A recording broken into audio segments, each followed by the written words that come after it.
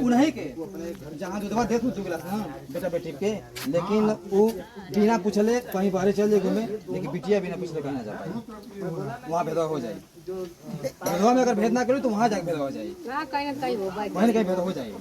तो अगर हम बेटा से सवाल ना करते तो बिटिया से सवाल कहाँ है? वो को भी तो अपन मन है, अपन मन का डिसीजन ले लेगा। समाज का ही मनगढ़ बना देंगे। तो समाज तो पुरुष प्रधान समाज है, पुरुष अपने फायदे खातिर नियम बनौले है।